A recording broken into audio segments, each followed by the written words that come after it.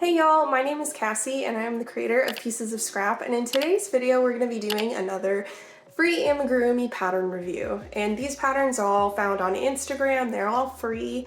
And first of all, what I like to do before I get into the patterns that I reviewed is to tell you about the criteria in which I use to rate the patterns. First criteria is would I use the pattern again? And this is mostly for market prep reasons. A lot of people are looking for market prep friendly patterns to use to sell at markets as well as online on Etsy stores. You want quick turnaround projects that give you good bang for your buck. Number two is, can I understand the pattern easily?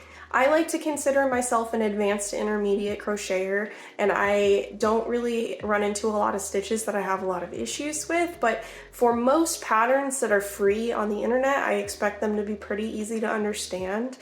You want to be approachable from all aspects. So if you're a beginner crocheter, you want to be able to understand how to make a certain stitch. So if you don't know what the stitch is, I expect there to be, an outlined description on how to make that stitch. And typically, like the stitches that most people understand how to make are like single crochet, double crochet, half double crochet, and the like.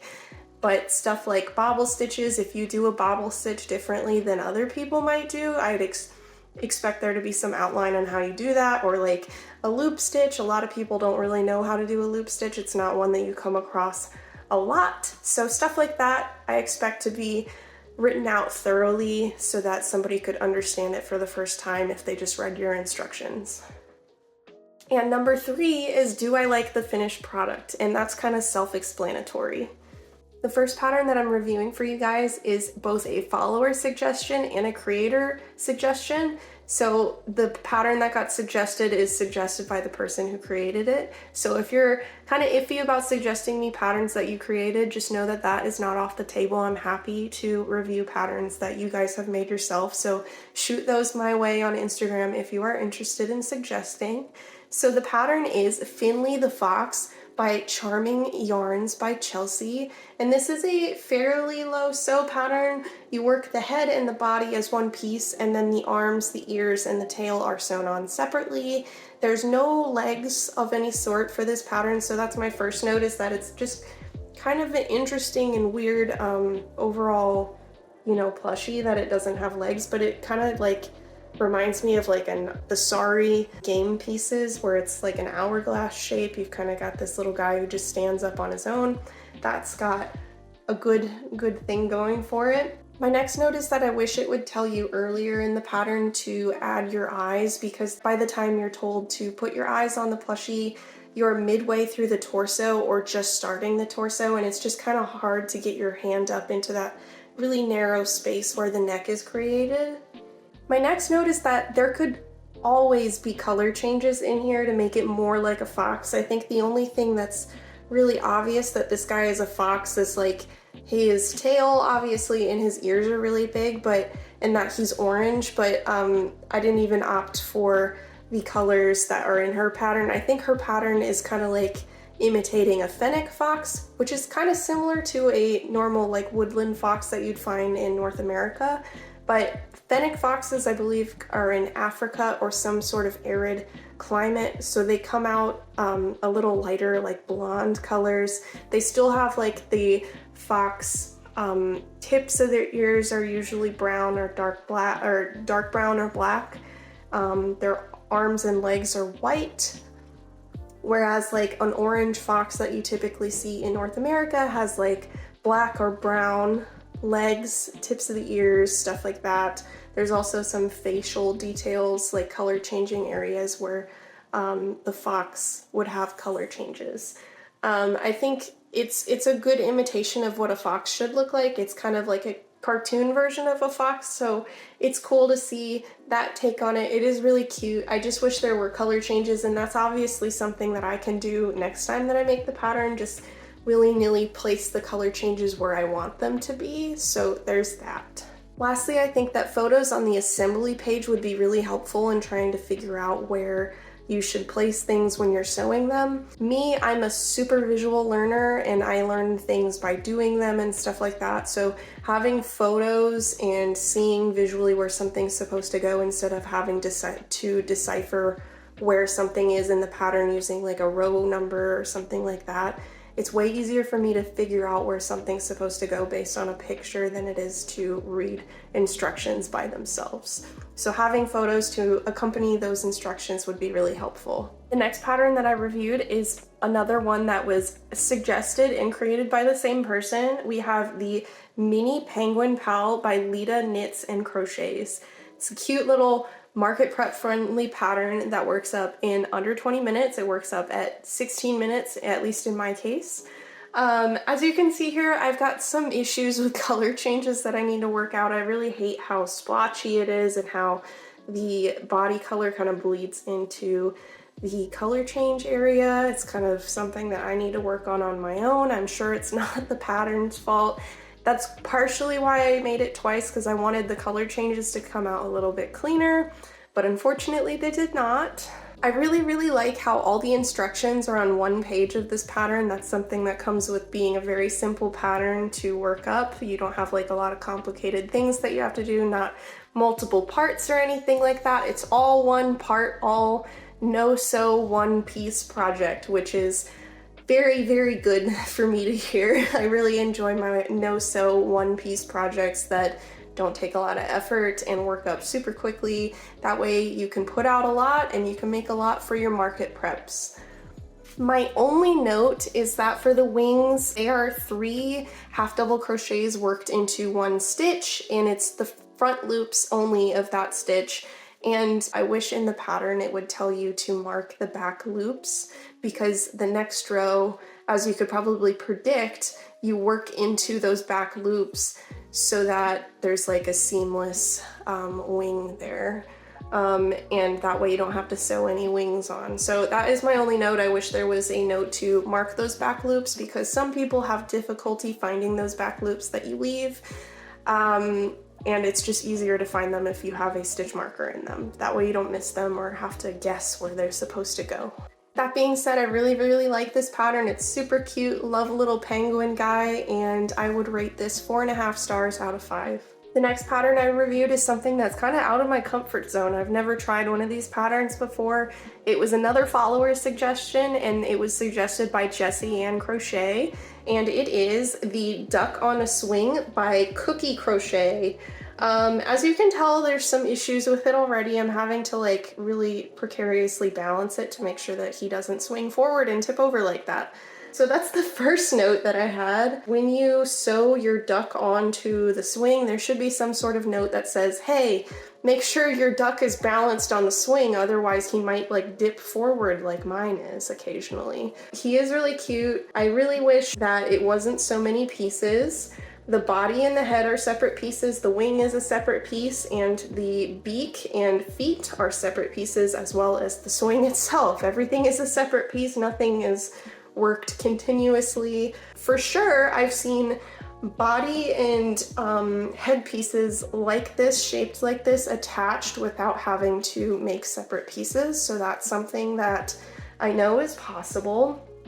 As well as the wings, you could probably just crochet them directly into the body instead of having to make them separately and sew them on. I'm so sorry, I just keep struggling to keep this guy balanced. He's just gonna have to hang out like this for the rest of the video, sorry guys. My last note about this pattern is that it calls for you to glue the wings to the rope so that it kind of just looks like he's holding the rope itself instead of like the little pocket thing that I've got going on here. It's sewn on either side.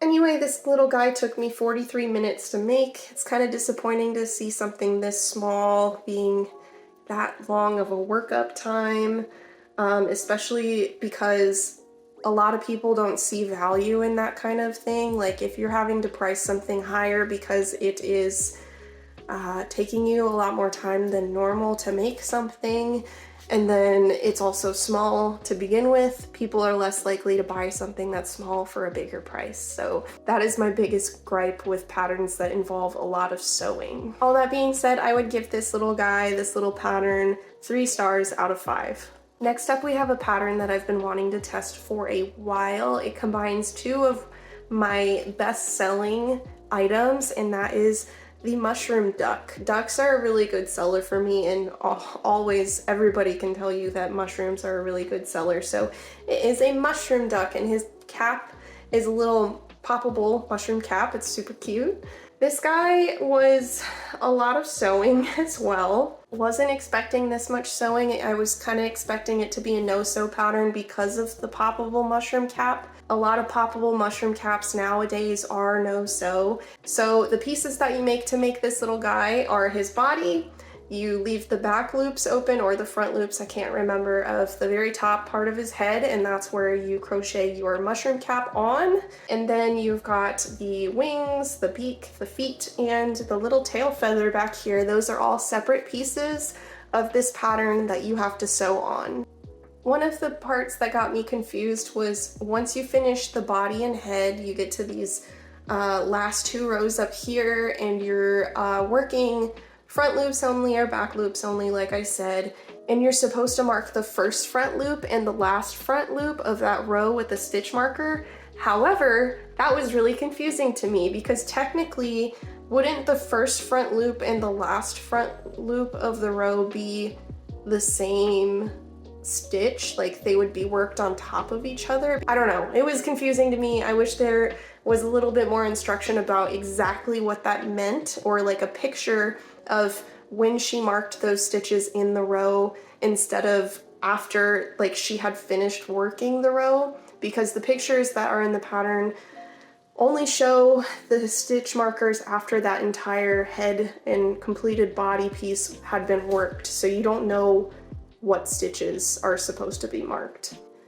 But even with all that, I think he's really cute. I think he is something that will be very popular at my markets. People will think he's really cute, so I would rate him 4 stars out of 5.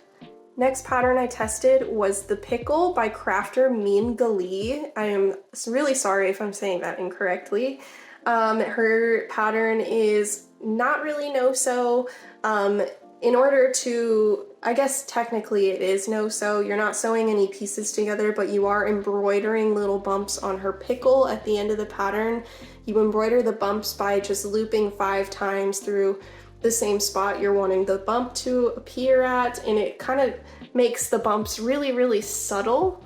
However, I kind of modified the pattern the second time around to just make bobble stitches where I would want my bumps to be, so you've got these really pronounced bumps. However, I kind of wish it was like written in the pattern where you should put your bumps, because I was kind of avoiding this whole front area in case my bump would be like too close to my blush area or my eyes. So I completely avoided the front to avoid having any bumps where they're not supposed to appear. The other thing is I did not crochet fully this entire pattern. I think I got messed up at some point. I don't know why.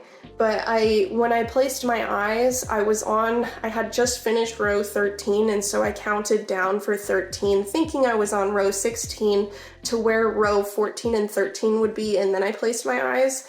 So my pickles are about 3 rows shorter than the pattern calls for them being, which is fine. I think they look fine. You get the gist of what the pattern is trying to get you to do. My only other note is that there's no note about how many stitches are in between your eyes for when you place them, so I was having to look at the really, really tiny photos on the pattern page, because the pattern is only 1 page. There's not even a title page with like the finished pattern photo.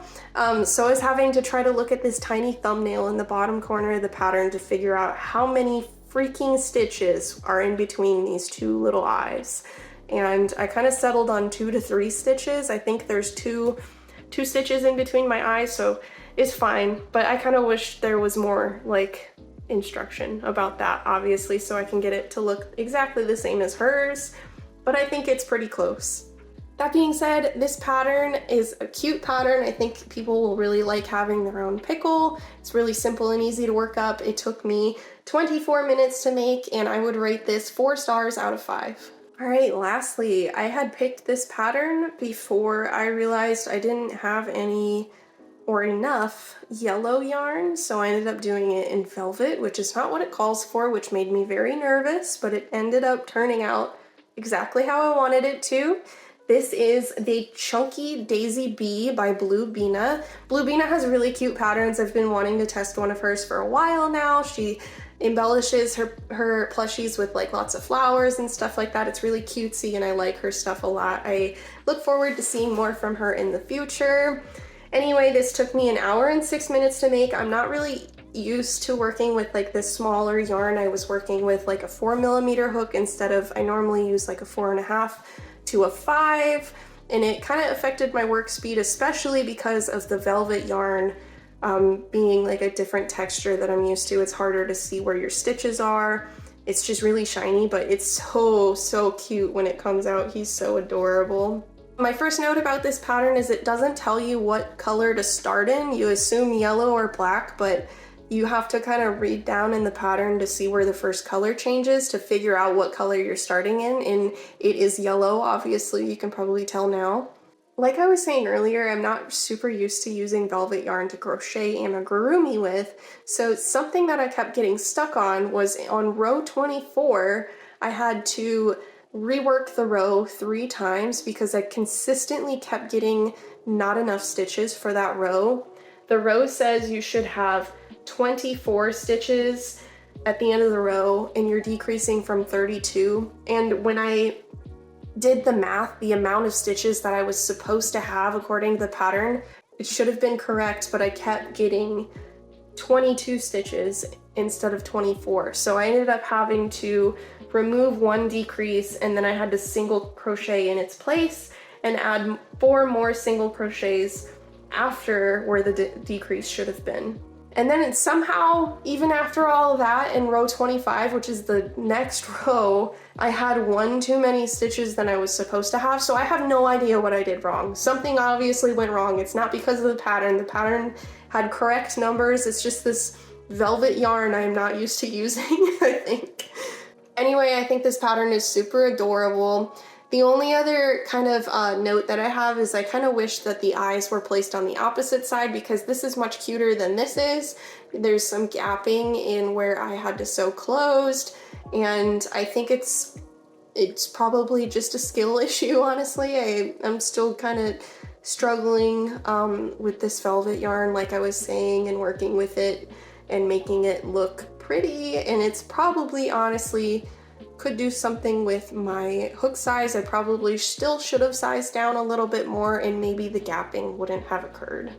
That being said, I would give this pattern 4 stars out of 5. So yeah, that's it guys. Those are my patterns for today. I am looking forward to more pattern review videos in the future. I've already got the next set of patterns that I want to work on for the next video written down, and I'm planning things out ahead of time now so that I have an idea. So when people send in suggestions, I can give them an idea of when their suggestion might appear in a video.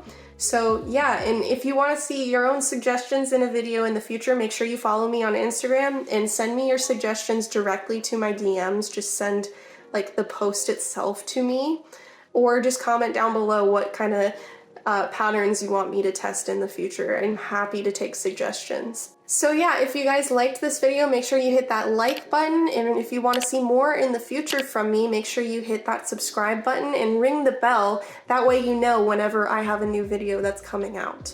And I'll see you guys next time. Bye!